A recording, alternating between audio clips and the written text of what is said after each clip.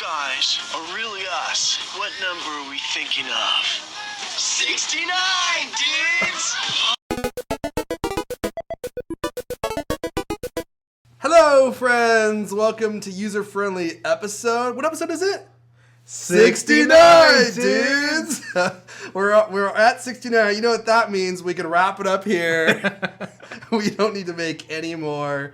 It's not going to get any better than this. Thank you for watching. User-Friendly is a weekly podcast where I, Erfon Elijah, hang out with my friend Roberto Hoyos. and we talk about our favorite stuff from the internet, all things geek, and our favorite stuff on the web. Although we don't do that. I was thinking we don't do that nearly enough. It changes. Yeah, it's very rotary. I just made that word up. It means it's rotating. Yeah. And It's hey, rotisserie. it's very rotisserie, which is a technical movie term. Hey. Stick around because, well, let's be honest. If you're watching this show, you probably watch all the way through anyway, or listen.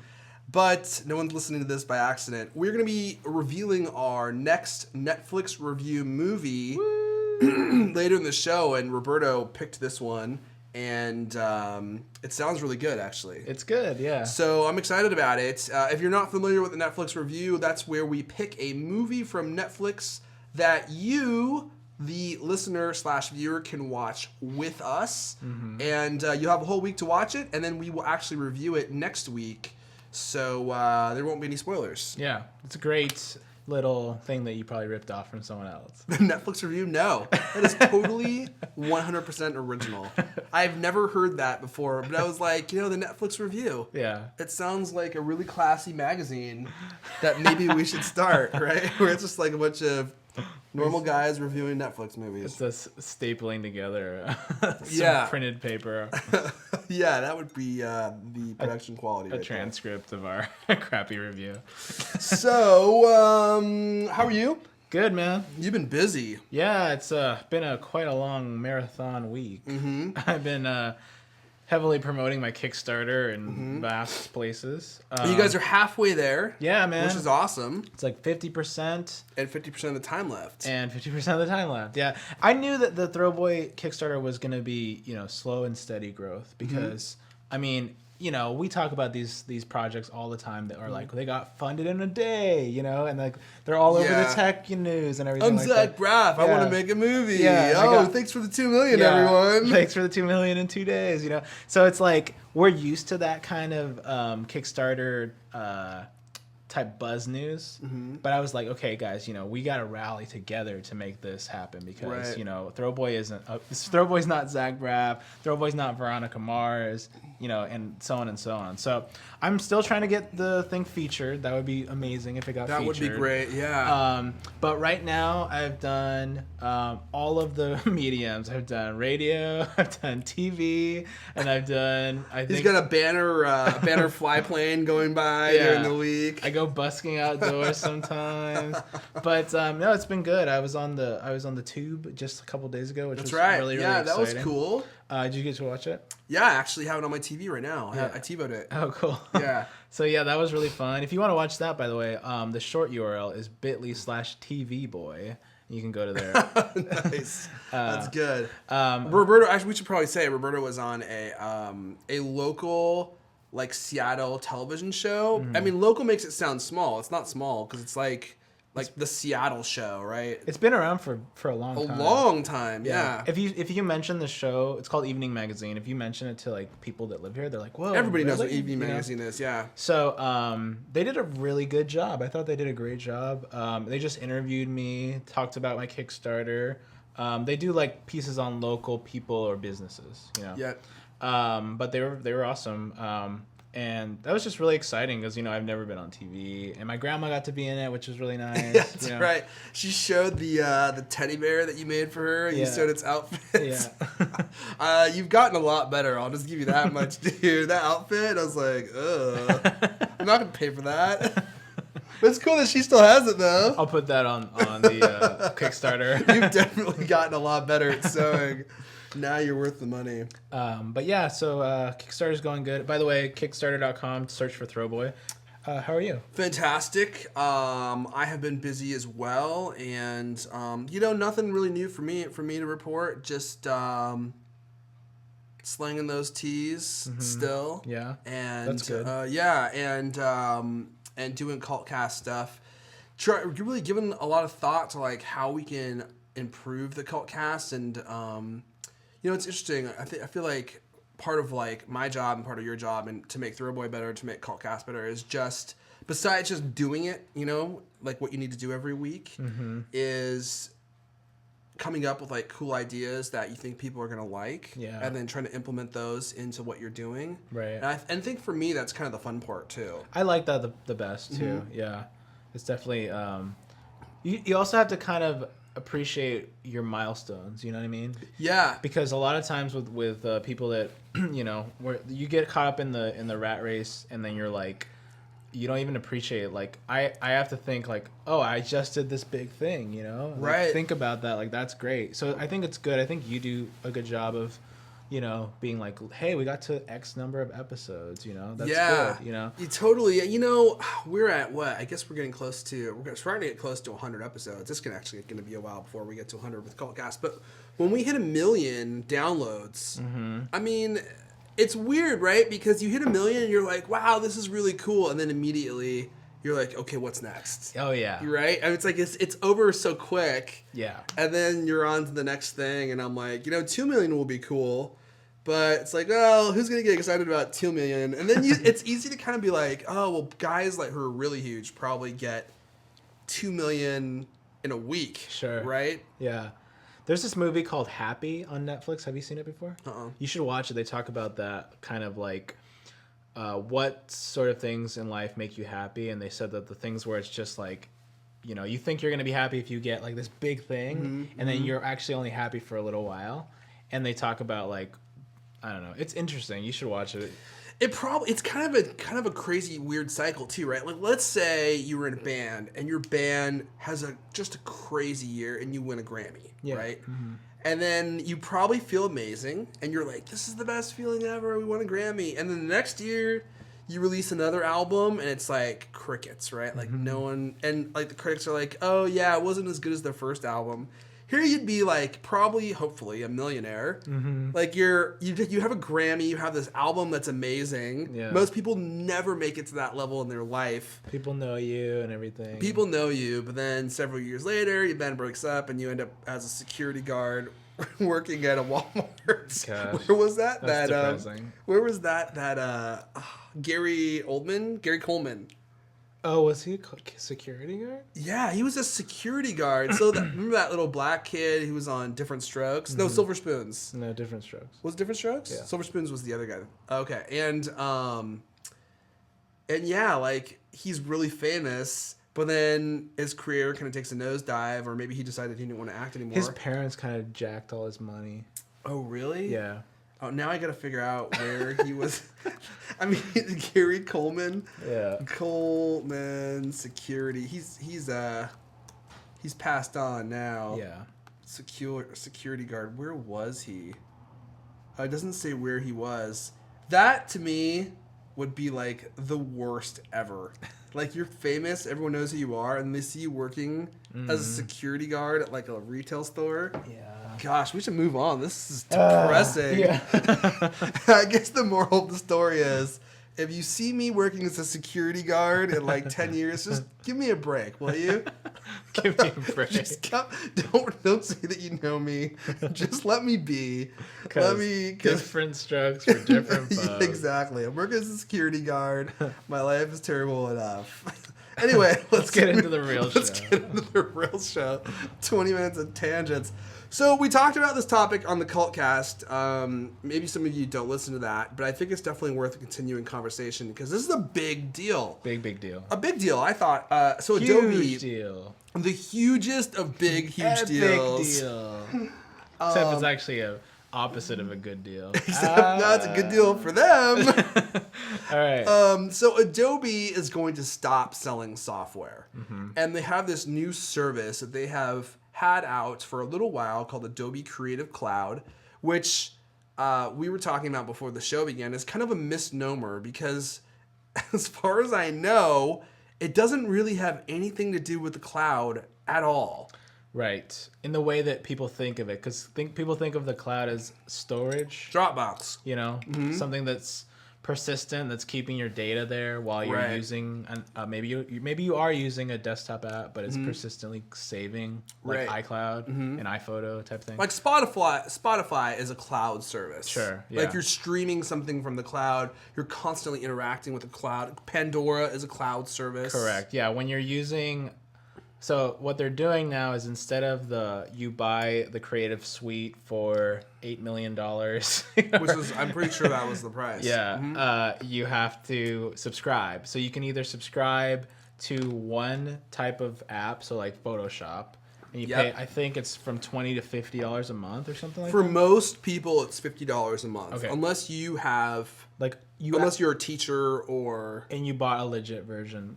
Before, right? If you bought a legit version before, they will give you a year of $29.99 for the entire Creative So they Cloud. have a very confusing pricing structure right now, correct? I think it's pretty straightforward. It's $20 a month for one app.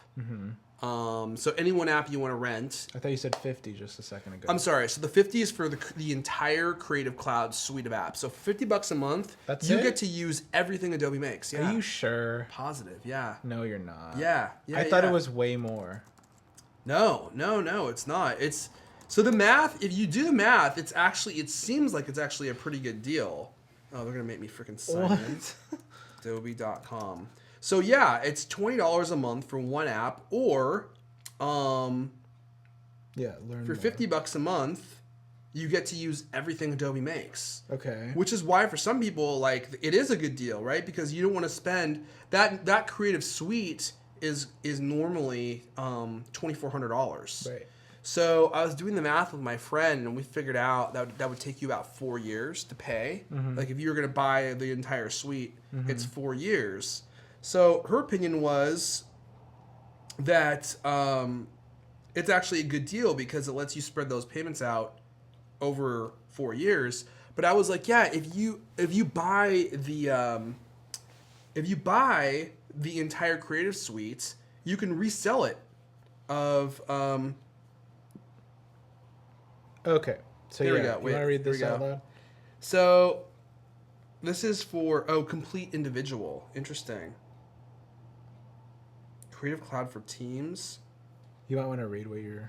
Okay, yeah. So maybe I was wrong. It's $50 a month for full versions of their most popular desktop applications: Adobe, Photoshop, Illustrator, and Acrobat, plus more. It doesn't tell you what those are. And you get 20 gigs of cloud storage. And 20 gigs of cloud storage, which okay, like why? No, I don't want to freaking chat with somebody, Adobe. And then they have Creative Cloud for Teams, which is $70 a month, which is the entire collection of Creative Cloud tools. So that one must be the everything. Or you can get an application for $20 a month. $20 a month. So I think the big issue for both of us is that we probably crack open Photoshop like twice a month. I think a lot of people only crack it open, like 2 to 4 or 5 times a month. And I wouldn't want to have. That's a pretty hefty price sticker for me. $20 a month for something I hardly use. Yeah. And probably will never get to be fully familiar with using, like a professional would. If you're a professional and you're just making money, like doing what you're doing with their tools, then it makes perfect sense.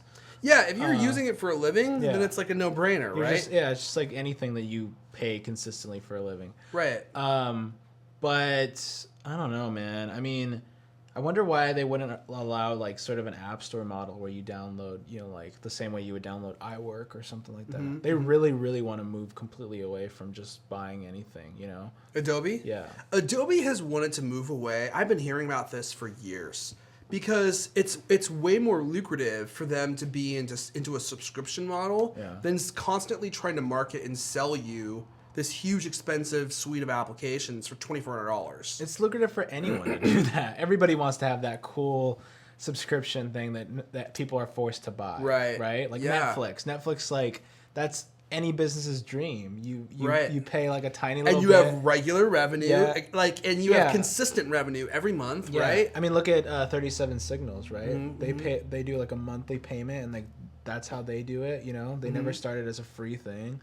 I mean, I don't know. That's it's not gonna change too much in my opinion because a lot of people like that we know started out by getting it illegally, and then they, you know, maybe if they end up doing it for a career, then they'll buy it. You know what I mean? Mm-hmm.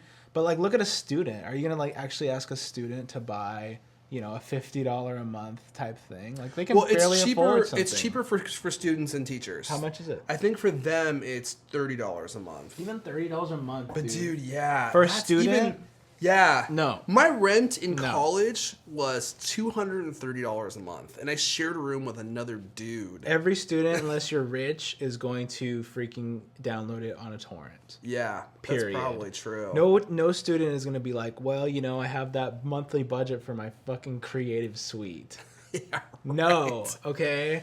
Yeah, I mean, $30 a month for a student. Yeah, I mean, because let's say you're using it for, you know, 3 years, right? Mm-hmm. You could have. Here's the other thing. So You could have bought so much beer. that entire suite, that entire huge suite was $2,400. But like, you could have gotten just the essentials like Illustrator, Photoshop, Acrobat. There was that package for students and teachers that was $300. Yeah. So that was the student teacher price, right? Oh, right, I remember that. So that's 10 months of paying for this. Not to mention, well, tax is negligible, I guess. But so you could have bought that, and that would have been 10 months of those applications. Well, let's say that you are a graphic design student. You're going to school for 4 years. Mm-hmm. You need these applications for 4 years. So now, because you could have just stuck with that same set of graphic applications for 4 years, you're ending up paying almost 4 times the cost. Yeah, because you're paying them every year for that set of applications. Yeah, and most of the time, especially in school, you don't have to have the latest, greatest version of Photoshop to go through to learn how to use Photoshop. You Right. know? Mm-hmm. Like it's cool if you learn how to use, if you see the new versions, but you don't need it to like do Photoshop 101 or Photoshop 102 and like learn how to use it. You know. You'll just have to freaking go to the computer lab. Remember having to do that in school? But dude, so many kids are gonna just, you know, grab it online illegally. Well, now one of the big things about this is people were like, "Oh, you're not gonna be able to pirate these applications anymore," and I don't obviously know if that's true or not. But I've heard that that's actually not true. Like, because you know, Photoshop right now requires activation. Right, and it phones home and stuff. Yeah, like that. and it phones home unless you block it. You know, so like. All that kind of stuff has workarounds. Yeah, there's still workarounds for all that kind of stuff. Because like we were saying, it's not a cloud thing. It's not like you're going to your browser to use Photoshop. Well, right? that is the confusing thing. They call it a creative cloud, but yeah, it has absolutely nothing to do with the cloud because you download it just like you always would. Yeah. And then you install it on your computer just like you always would. It's just because it's like sort of tethered to the cloud because you're paying for it, I guess. But that doesn't make any sense either. Yeah, I mean, it just sounds cool. They're like, oh, it's probably future thinking too because they probably have a lot of features they're going to start tying in, and those things need to be connected to the cloud at all times. Yeah, it's probably going to be easier. Well, one would hope that it's easier to autosave to the internet, and then also to share. You know? Yes, right, because you have 20 gigs of right. But I mean, that's probably going to be super laughable in a few years, and they're going to have a lot more, hopefully, right? I don't know, man. I mean, the way internet ISP stuff is happening, at least in the U.S., like, our plans just keep getting more and more and more expensive, I feel like. I don't know. I mean, yeah, you're probably right. I the one thing I kind of worry about, too, is that is this going to make them do like new updates all the time? Is that going to be like a new thing that they're going to start doing, or is it? I would imagine, yeah. I mean, so they're not traditionally people that do, you know, updates super fast. You know, they're not putting out like update after update, right? They're putting out like a big piece of software, right? Let it run for like a year or two, and then do that again. I think their development cycle is very marketing oriented, right? Like there's delineation. We'll save these features for CS7 Yeah, and these features for CS8 because we got to sell a new version of the software. Exactly, yeah. So I wonder if that's good or bad, that, oh, yeah, it's cool that they're going to be updating, but is that good or bad, because what if I don't know. It's like if you're behind on it, or I guess you're going to have to be stuck into paying for it. That's what they're trying to do. They're trying to make you stuck in the pay cycle. And here's the other thing, too, that kind of annoys me. So Macromedia, the other huge competing graphics company. They're still around? No, Adobe bought them. Yeah, I know. So Adobe bought them, absorbed them, and now they're like, hey, Photoshop is the de facto graphics editing program. There's nothing else. I mean, there's some other there's other smaller, Mac apps that are out there, but there's nothing like Pixelmator is a really popular one for Mac. I've tried to use it though, and it gets the job done. But when you have to kick it over to your friend who's gonna do the real stuff in Photoshop, like in my case, they're like, "What the hell is this? What the hell is this? What did you use? Microsoft Paint?" But really, it's like using Word or something, or using like text edit and then giving it to somebody that's a writer and they're using Word. They're gonna be like, "Oh, great! I have to do everything all over again here."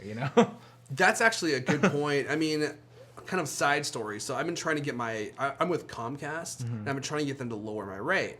So I was calling them, and I'm like, hey, would you guys lower my rate, blah, blah, blah, and give me a better plan? And they're like, no.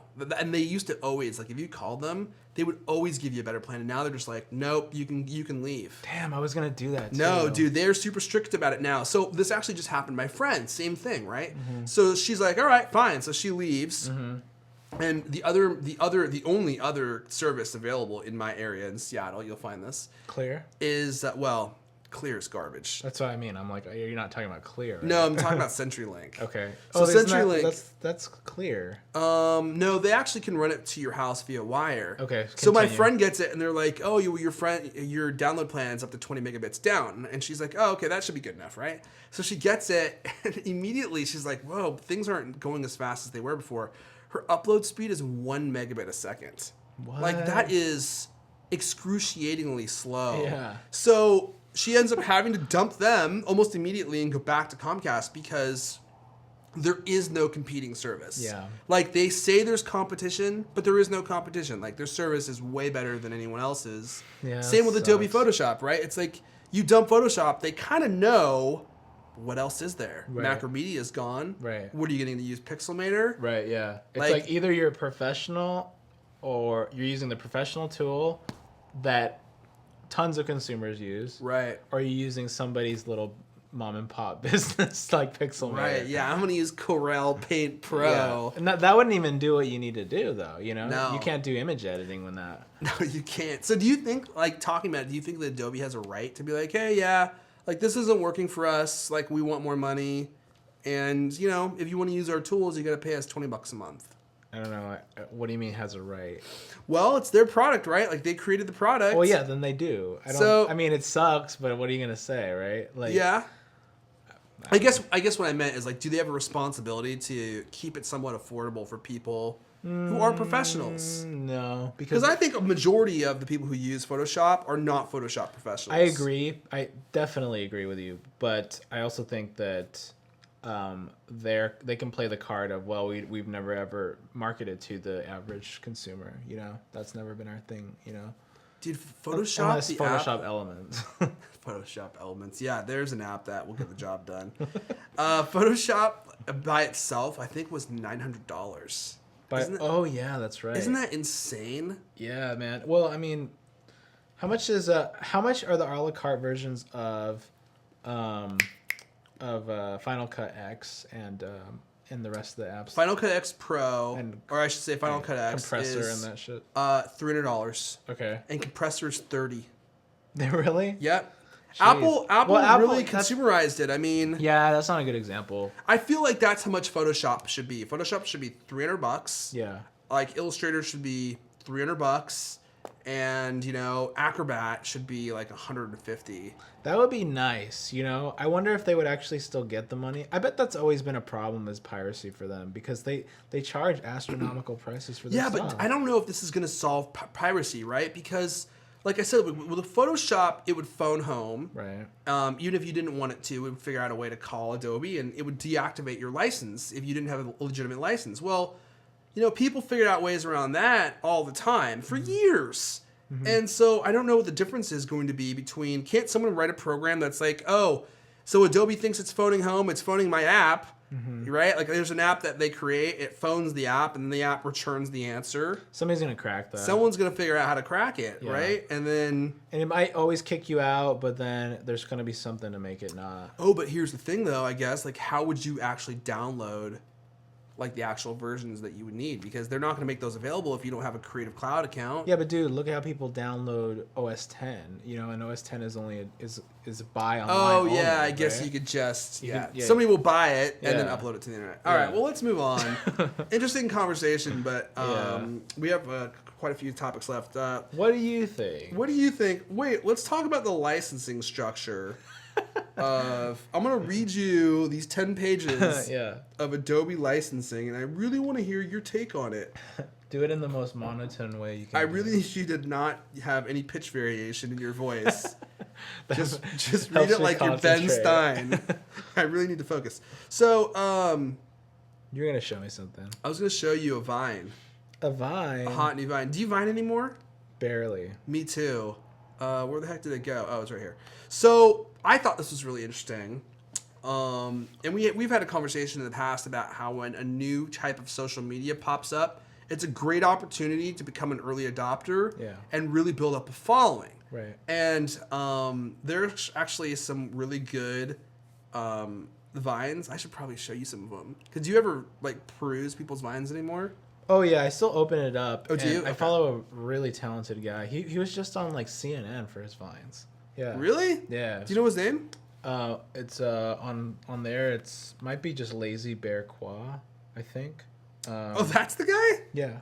Oh, he was on Daily Booth too, right? Yeah. And he was just on CNN for his Vines? Something like that. Some big news thing. Yeah. Where they were just like showing like how he makes... It's probably like a good example of like somebody that uses it to do creative stuff, because he does all stop motion. And it's like crazy. Wow. But yeah, so I still peruse. I like both. I like the ones that are just kind of showing what I'm doing type Vines, and I like the creative ones. The ones that are really creative. I wouldn't do them, but So movie theaters are starting to, or not movie theaters, movie studios are starting to adopt Vine to do trailers, which I thought was actually really fascinating. So Marvel just released a new, let's see here. They're teasing a new TV series on Vine called Agents of S.H.I.E.L.D. Oh, it's a TV series. Interesting. Yeah. Marvel's getting back into TV. That's really cool. So anyway, let's put into movie mode. Let's not forget that, and then I'll show you guys this Vine. Vine. Turn on the sound. Here we go.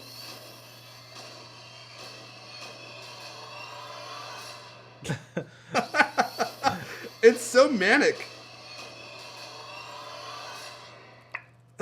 Okay, we got it. No, wait. We gotta watch it at least 10 more times. Oh, wait. Hold on. You know what? No. What? I gotta start the video. Here we go. Are you freaking kidding me? Way to not remember the video, Erfon. Okay, let's watch it. We really are gonna watch it 10 times. All right, dude. Yeah. So when we watched this earlier, we were like, "Whoa, this is actually kind of cool." I think it's kind of cool. I mean, it's interesting that they're going that route, because I didn't think Vine had that much of a take up. I didn't think that it had that much of a following. But I guess, if you're following Marvel on Twitter and you come across that's kind of cool, and you'll probably share it. So yeah, it's definitely a novel use for that technology. So I think for that, and that gets your attention. I sometimes wonder how, with all the effort that these companies are putting into social media, if it ever pays off for them. Like, does putting a video on Vine, directing people to your Facebook page, like, does it help you at all? I wonder. I mean, dude, they leak stuff and it goes all over the web. That's social media, and that hell yeah, that helps them. You think if they leak a trailer or something like that, like, Putting a trailer online is social media because they're gonna tweet it, right? So of course that helps. Yeah. I mean, I think that's true, but like Comcast, perfect example. Like us on Facebook. Well, that's a different story, dude. Like, this is a media company. Yeah, I think for a media company where it's something that somebody can watch or listen to right away, that makes a ton of sense. It depends. I mean, it just depends on the type of business. But my question is, they must be working with Vine because they have pristine video into the Vine app. That's a great point. And point. They're not pointing a thing at the, like, it's not the social media person pointing their phone at the screen. I never even thought about that. Yeah, it's a produced video. Yeah, it's a perfectly produced 6-second video. It wasn't like video. some guy going like, okay, play. Okay, play. Okay, ready, play. All right, play. Yeah. Okay, cue the hashtag, play. Yeah, there's no way you could do that. Because it all involves you going straight from the phone. There's no input unless maybe somebody did some crazy thing. I don't know. But, interesting. That was one of the things I've always disliked about Vine is like the fact that you have to like touch and it records and then stop. But then like if you wanted to finish the video at another point in time, it would never let you do that because it would never remember the first part of the video that you were in unless you left the app running. Yeah, I feel like that could be corrected because I mean a lot of apps have persistent state pausing, right? So I don't know, it's weird. Maybe it just doesn't have. Maybe it just can't physically store it anywhere because it's not like a completed slice maybe of not. video, you know. One of the people that I follow is. Do you know who Will Sasso is from Mad TV? No. He does these videos that are actually really funny. So he'll be driving and he's vining and he's like he pretends like he's Arnold Schwarzenegger in the car. So all he does is do his voice and he'll be like yelling at cars in front of him in Arnold Schwarzenegger's voice. I was like, that's actually genius. Yeah, I think that some celebrities have adopted it. Like Adam Goldberg, I think. Oh my gosh. Yeah. He does so many vines, and at first I was like, these are cool, and they are cool, but he does so many during the day that I'm almost about to unfollow him because I'm like, my entire feed is Adam Goldberg videos. Yeah, it's weird. Like when it came out, we were both really into it, and now it's not completely my taste anymore. I don't know why. I think I stopped using it because it takes, like, I don't want to just be like, hey, I'm at the park, here's my sandwich, chomp. Like, I wanted to do something creative, and if I can't spend the time doing something creative, then it just makes me not want to do it. That's really funny. I had a friend tell me the exact same thing. Really? Just the other day, yeah. And I was like, well, it's not really about that. To me, it's about just kind of like, this is what I'm up to right now. But, I don't know, maybe I'll... Isn't that like people who tweet about their lunch? Yeah, but people follow those people, right? Like, I mean, I guess that's true. It just depends on what your taste is. Like, I like a mixed bag. I like tweets about your lunch. I like tweets about, a cool link, and I like tweets about like funny people. But I don't like everybody tries to be funny.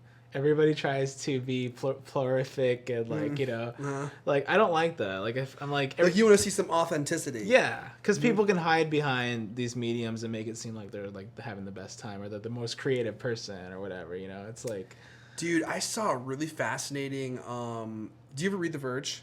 Sometimes. So they had an expose about TED and like TED Talks. You can actually go to The Verge. Just search for The Verge. Josh Tobalski did this expose on TED, and the thing that really surprised me is how hyper curated what you see on the web on their website actually is.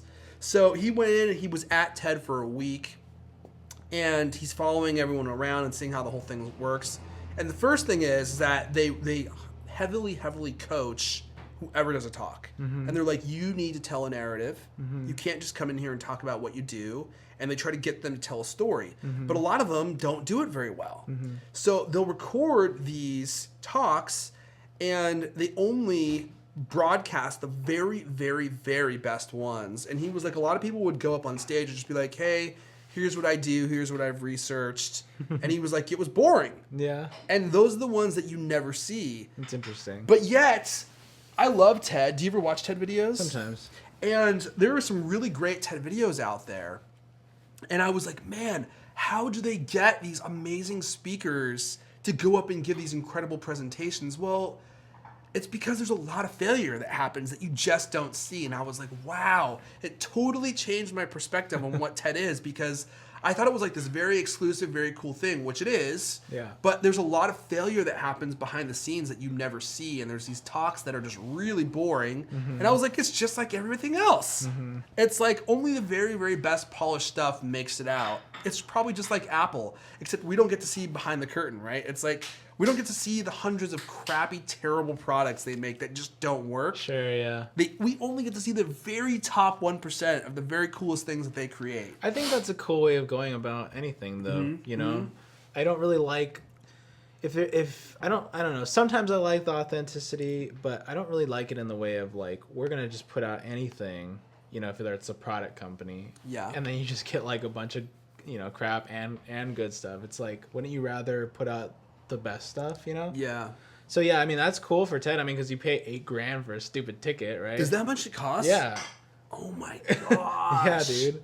That is insane. So like, give me some freaking good shows here. You know, good talks. That's funny because Josh said one of the things. He's like, there's definitely like different strata when you go there. There's like the people that pay for the tickets, and then there's like the elite speakers, and the people that pay for the tickets are always trying to get something out of it, right? So they're schmoozing, they got their business cards, and they're trying to like get close to like the cool speakers. Yeah. Oh, that sounds like the most depressing thing ever. Yeah. It's like, hey, my company paid me $8,000 for me to be here. I gotta meet that Josh Tapasky. He's pretty cool. What about that Seth Godin? I heard he's great. His talks are really good. His talks are. He's the Jewish Yoda, man. I'm telling you.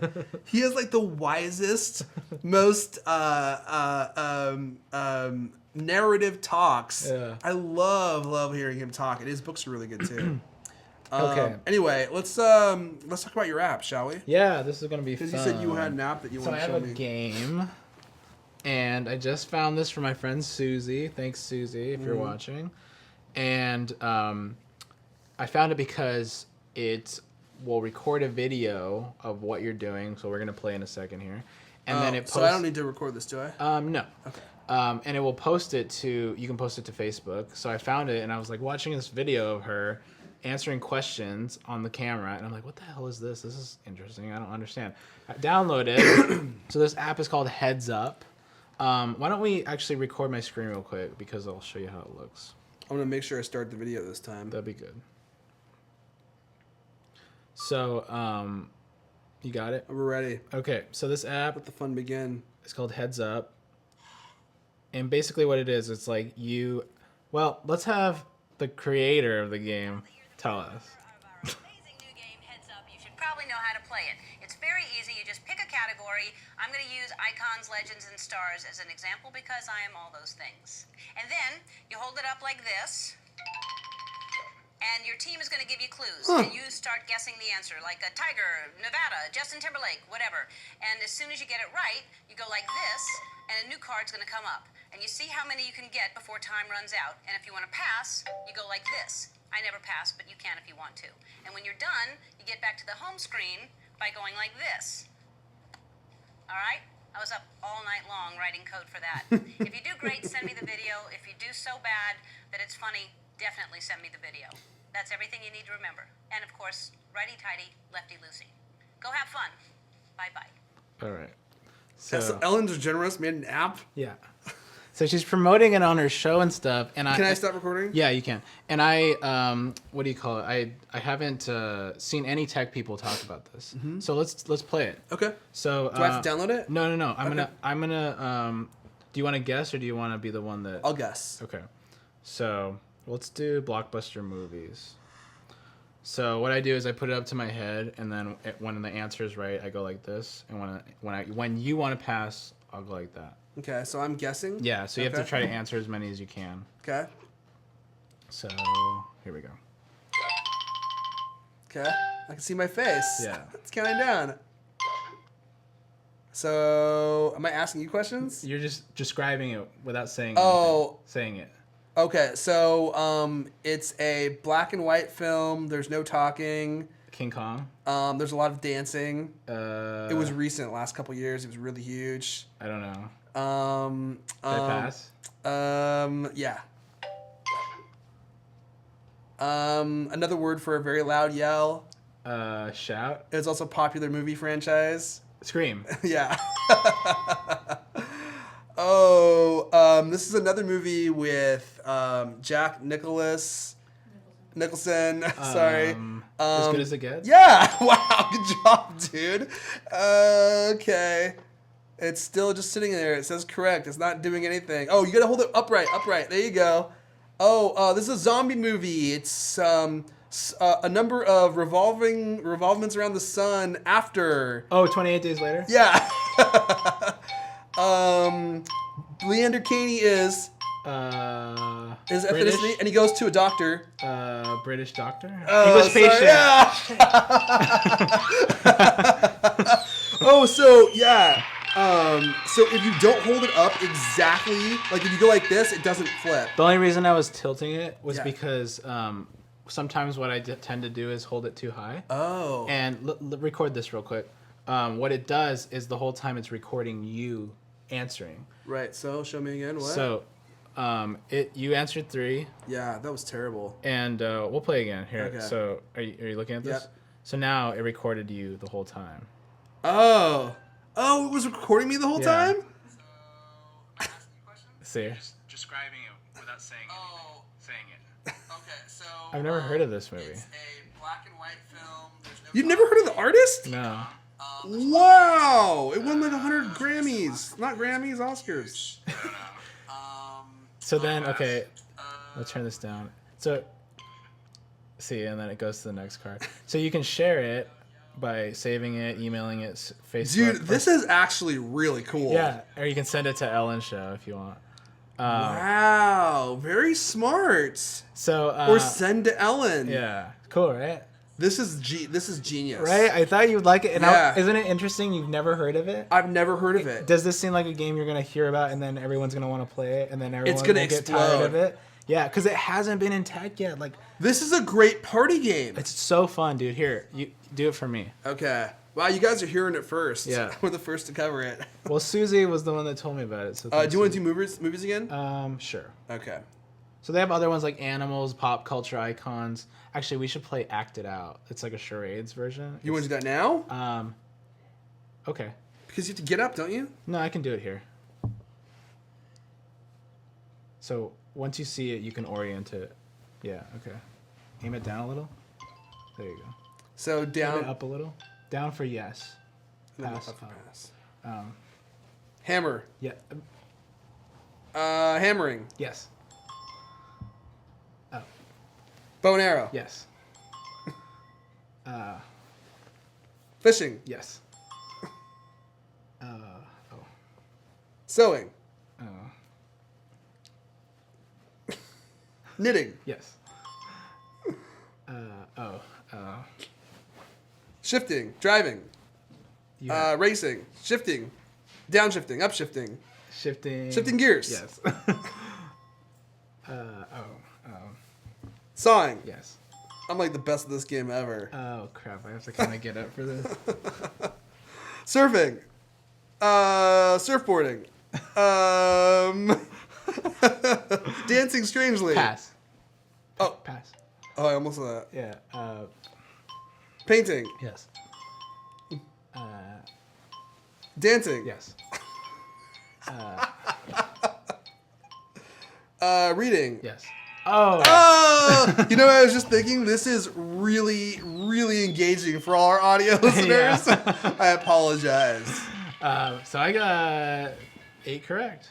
Dude, nice. That's really fun. She plays that on her show all the time Does she really? with her guests. Oh my gosh. I'm surprised I have not seen this in the App Store, dude. Yeah, I haven't either. She must have a zillion downloads. Yeah, and then so they have extra categories for 99 cents. Wow. Like 80s, Oh. 90s, movie buff. Dude, that's really smart. So I can totally see myself downloading the other ones. Right? Because Yeah. like you're like, oh, the 80s games will be fun. It's only $1. Right? Yeah. Dude, super smart. Cool, right? You know, and I know this was probably not her idea. I wonder who on her team was like, oh, It could have been just some no-name came up to her and was like, hey, do you want to... we should pitch this app, pitch right? this app, yeah. Oh my gosh, dude. That's crazy. See, that's a cool way to release a product, like as somebody in television, not just be like, hey, it's the Ellen DeGeneres app, which they probably have, actually, honestly. But It's kind of just like, yeah, it's called Heads Up, right? So Yeah. it's not called like the Ellen. the Ellen game app. Yeah, because then it would be way more. I think people have tried to do that, and it seems cheesier. Yeah. But this is like really subtle. Like I had to swipe down to even see that little trailer video, you know? And it actually is. Yeah, I was good. totally not expecting this to be anything Ellen DeGeneres related. Yeah. Like, you can't tell at all. And it was short, and it told you how to play it. You know? Yeah, That's all yeah, you short needed. and sweet. So Awesome, that was fun. I'm going to download that. That might be my next fave and rave pick. cool. A fave and rave and fave and rave. All right, well, so we got to wrap up. But before we do that, Yeah. we are going to be doing a Netflix review next episode. Yes. Tell us. I almost called you Leander. Tell us about it, Roberto. All right, so our Netflix review for next week is going to be a movie called Side by Side, and it stars Keanu Reeves. Oh. So before I get that far into it, because automatically, so this movie is actually about, it does have Keanu Reeves, but it's actually about the transition from in Hollywood from making movies on film to making movies digitally, and the kind of like the growing pains in between, and kind of like the people that were against it, and you know, the growing pains meaning like when it wasn't really taken seriously, it was thought of as a consumer thing to go digital, and then nowadays where lots of things are done digitally. But what's really great about it, Keanu Reeves actually goes through and interviews all sorts of very famous Hollywood directors like James Cameron, George Lucas. I think I remember actually hearing about this. Yeah, lots of people. Francis Ford Coppola, like tons of really well-known people. So when I was reading that, I was like, oh, what? Like, Keanu Reeves is going to make it dumb, though, right? But it's a really excellent movie. Every time there's like some prolific answer, he goes, whoa. And they zoom in on his face. Yeah. But it's like there's no joke there. Just like what he does. It's actually, he does say some pretty like thought-provoking questions for these directors to kind of like chew on. It's actually pretty interesting. But yeah, so I've always kind of liked this kind of history of like, you know, film going from film to digital. I think it's an interesting topic. I watched it. I really liked it. I think that you'll like it. Okay, cool. But you guys check it out, and we'll What's it report called? Side by Side. Side by Side. And we'll report back next week. Next week we'll be reviewing that. Excellent. There's another one that I wanted to do. It's a comedy. Well, I probably shouldn't talk about it until after we stop the recording. And I want you guys to get ahead of yourselves, so we'll save that.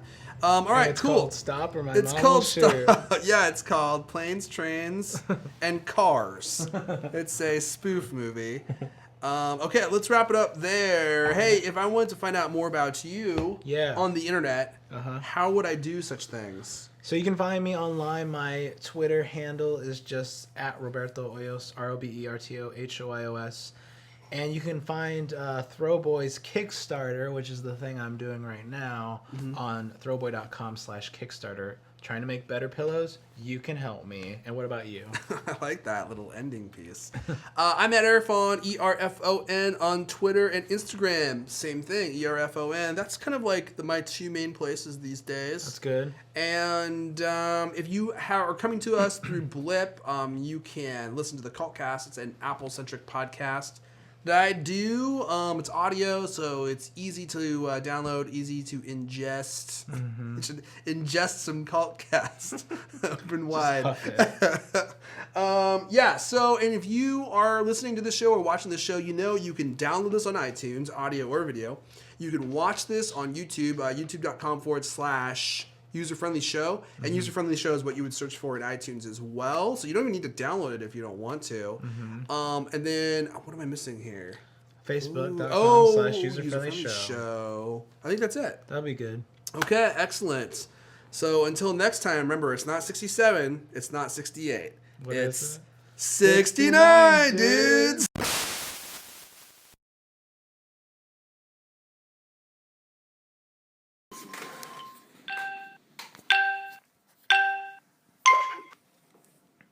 He was married to Britney Spears.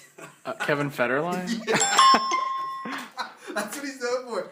Oh my gosh, who is this? Pass. Oh, sexy black man was in Flight. Oh, Denzel Washington. Yeah. I should have had it, sexy black man. He wears T-shirts a lot. He's kind of a very angry British person. He was in America's Got Talent. Simon Cowell. Yeah. He's part of the Brothers band. Jonas Brothers? Yeah. Joe Jonas? The other one. Nick Jonas? Yeah. You knew Nick Jonas? I would never know that. Oh, he wrote The Cat in the Hat. Oh, Dr. Seuss? Yeah. Oh, pass.